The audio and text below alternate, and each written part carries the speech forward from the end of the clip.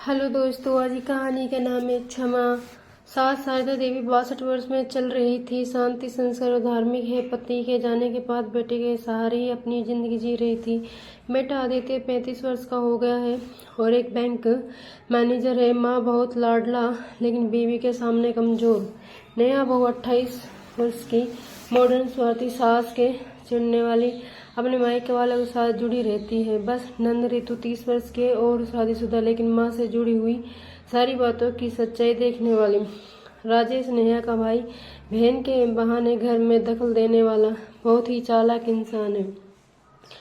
शारदा देवी अपने बेटे और बहू के साथ छोटे शहर लखनऊ में रहती है। बेटे की शादी के बाद वो बहुत खुश थी।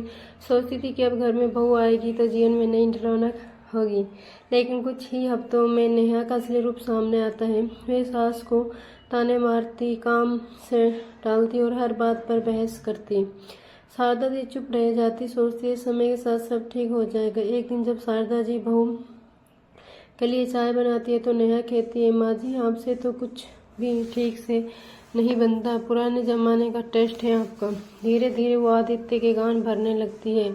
माँ मेरे खिलाफ रहती है। बेटा माँ पर शक करने लगता है। शारदा की आंखों से आंसू बहते हैं लेकिन वो कुछ नहीं कहती। नेहा अपने भाई राजेश को घर बुलाती है और कहती है कि माँ जी तो बस बोझ बन गई है। राजेश बहन को उकसाता है, फिर अगर घर तुम्हारे नाम करवा लो बाद में कोई दिक्कत नहीं होगी। नेहा धीरे धीरे बेटा बेटी का हक माँ से छीनने लगती है। एक दिन शारदा देवी पूजा करती है तो नेहा कहती है, ये सब नाटक अब बंद कर दीजिए माँ जी, मैं इन सब पुरानी बातों में विश्वास नहीं करती। और बेटे के सामने सास को ड्रामा क्यों कह देती है। आदित्य चुप रहता है। शारदा दी का दिल टूट जाता है। नेहा और उसके भाई दोनों मिलकर चाल चलते हैं। घर कागजों में साइन करवाने के बहाने शारदा जी को उल्लू बनाकर दस्तखत करवा लिए जाते हैं। कुछ महीनों बाद उन्हें पता चलता है कि घर नेहा के नाम पर हो चुका है। आदित्य भी बहू के कहने पर माँ को आश्रम में रहने की बात कह देता है। आश्रम शारदा देवी टूट जाती है लेकिन अपने आंसू भगवान के आगे रख देती है। आश्रम में वे औरतों की सेवा करने लगती है। धीरे धीरे किसी की माँ तो किसी की बहन बन जाती है। नंद ऋतु को सच्चाई का पता चलता है तो वे भाई को सब समझाने की कोशिश करती है। आदित्य को पता चलता है कि उसकी बीवी ने घर बेचने की कोशिश की है और पैसे अपने मायके भेज रही है। उसे एहसास होता है कि उसने अपनी माँ के साथ बहुत गलत किया है। वह माँ को खोजने निकल पड़ता है। आदित्य जब माँ को आश्रम में पाता है तो उसके पैर पकड़कर रो पड़ता है। शारदा जी कहती है, बेटा माँ का दिल अपने बच्चों से कभी नाराज नहीं रहता, बस थोड़ा दुख जरूर होता है। ये दृश्य बहुत भावात्मक था। नेहा को उसके कर्मों का फल मिलता है। राजेश उसे धोखा देता है और घर के पैसे लेकर भाग जाता है। नेहा की दुनिया बर्बाद हो जाती है। आदित्य इस घर को वापस लोन पर खरीद लेता है। माँ को घर लाता है, फिर वे अब घर को माँ के नाम पर होता है। नेहा पछताते हुए उनके पैरों में गिरती है और माफ़ी मांगने लगती है। बहू माँ वही होती है जो गलती पर भी क्षमा कर देती है। शारदा देवी जब अपने पुराने घर लौटती है तो उसकी आंखों में मिश्रित भावनाएं होती हैं, एक और दर्द, दूसरी ओर अपने बेटे का पश्चाताप देखकर उन्हें तुष्टि हो जाती है कि अब उनका बेटा पूरी तरह से बदल चुका है। आदित्य उसके चरणों में सिर झुकाता है। माँ मैंने आपको बहुत दुख दिया है, मैं आपका लाडला बेटा नहीं हूँ। शारदा देवी मुस्कुरा कर कहती है, नहीं बेटा, अगर पेड़ अपने पत्ते गिरा दे तो क्या पेड़ रूठता है? वो फिर छाया देता है। माँ दिल भी वैसा ही होता है। घर में अब पहले जैसा नहीं रहता। नेहा का चेहरा उतरता हुआ पछतावे से भरा। आदित्य ने घर की दीवारों को फिर से गुथवाया।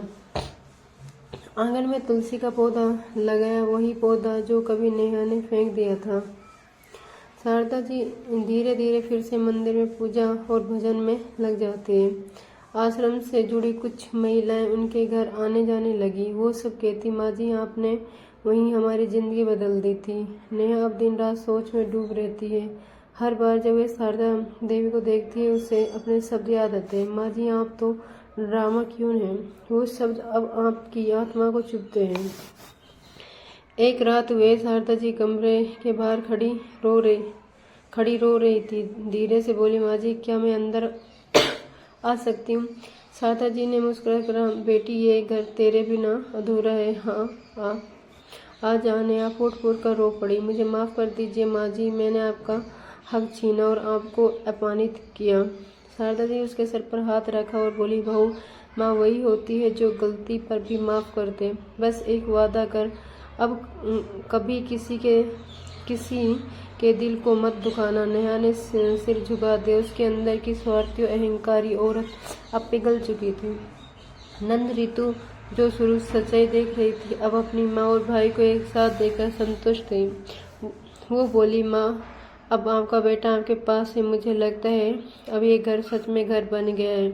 ऋतु के पति भी कहते हैं, शारदा माँ आप जैसी औरत ही परिवारों को जोड़ती हैं। शारदा देवी मुस्कुराती है बेटा, घर दीवारों से नहीं रिश्तों से बनता है। अगर रिश्तों में विश्वास ना रहे तो घर महल भी हो तो सोना लगता है। कुछ महीनों बाद नेहा एक दिन मंदिर जाती है और देखती है कि वही महिलाएं जिनसे वे कभी कटती थी अब उसे भाभी जी कहकर प्यार से बुला रही हैं। वो सब आश्चर्य करती है, नेहा में इतना परिवर्तन कैसे है? नेहा कहती है, जब भगवान किसी को सबक देते हैं तो बहुत प्यार से देते हैं, लेकिन वो सबक जिंदगी भर याद रहता है। घर में अब शांति थी। आदित्य ऑफिस से लौटकर माँ के पैर दबाता। नेहा रसोई में शारदा से पूछती, माँ जी आज दाल में क्या डालें? शारदा जी मुस्कुराकर कहती, प्यार डाल दे बहू, वही सबसे बड़ा स्वाद होता है।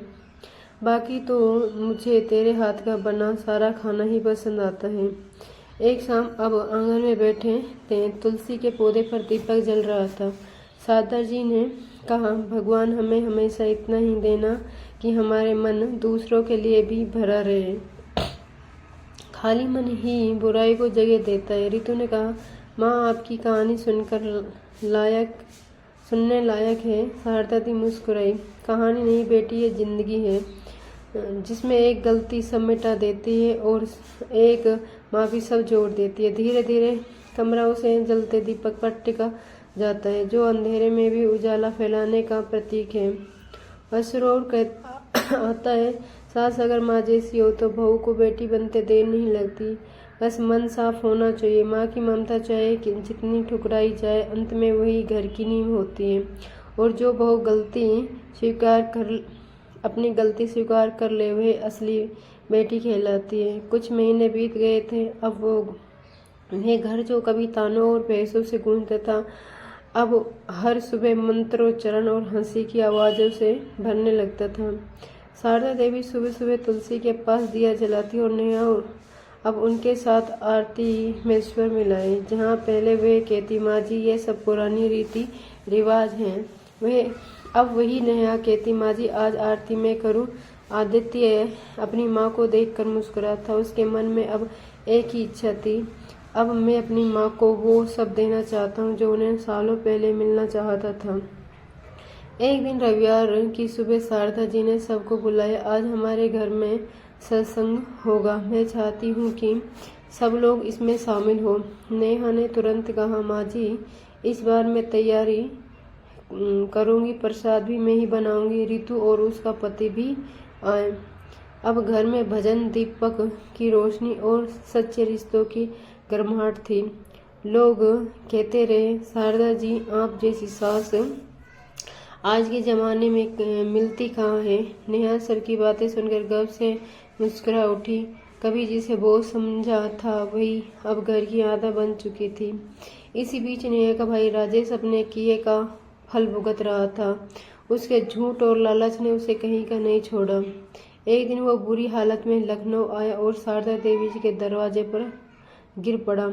माँ जी माफ़ कर दीजिए, मैंने सब कुछ खो दिया। नेहा ने अपनी आंखों में आंसू लिए माँ की ओर देखा। माँ जी ये वही है जिसने हमें बर्बादी की राह पर धकेला था। शारदा जी बोली, बेटी बुराई को ख़त्म करने का तरीका नफरत नहीं, दया है। उन्होंने राजेश को पानी दिया और कहा, जो खुद को बदल लेता है ना, भगवान भी उसका रास्ता बना देते हैं। राजेश फूट फूट कर रो पड़ा, माँ जी मुझे भी नया जीवन शुरू करने का मौका दीजिए। शारदा जी ने उसका हाथ सहलाया। जा बेटा, फिर कभी किसी की जिंदगी नहीं खराब करना, अब लोगों की जिंदगी बनाकर दिखाना। अब नेहा और रितु दोनों मिलकर माँ की सेवा करती हैं। नेहा ने नौकरी छोड़ दी और घर को संवारने में लग गई। उसने एक दिन कहा, माँ जी, मैं आश्रम की औरतों के लिए सिलाई सिखाने की क्लास खोलना चाहती हूँ। शारदा देवी के चेहरे पर गर्व झलक उठा। बेटी, जब तक हाथ किसी का काम करे और दिल किसी का दर्द समझे, तब तक जीवन सफल है। धीरे धीरे वे छोटा सा घर एक आश्रम घर बन गया, जहाँ गरीब और अकेली औरतें आती, सीखती, हंसती और अपने जीवन की नई राह पकड़ती। 2 साल बाद शारदा देवी के 64वें जन्मदिन पर घर में बड़ा आयोजन हुआ। नेहा ने माँ के लिए एक फ्रेम ला कर दी, जिसमें लिखा था, माँ जिसने हमें फिर से जीना सिखाया। आदित्य ने सबके सामने कहा, मेरी माँ मेरी ताकत है और मेरी पत्नी ने मुझे सिखाया कि गलती करने से बड़ा साहस है उसे स्वीकार करना। नेहा ने आंखों में आंसू लिए हुए कहा, माँ जी, आपने मुझे बेटी बनाया, वरना मैं खुद से भी दूर हो गई थी। शारदा जी ने दोनों के सिर पर हाथ रखा। बेटा बेटी, जीवन में जो भी गिर जाए उसे उठाना सीखो। माफी सबसे बड़ी पूजा है और सेवा सबसे बड़ा धर्म। दोस्तों, अगर ये कहानी पसंद आई है तो चैनल को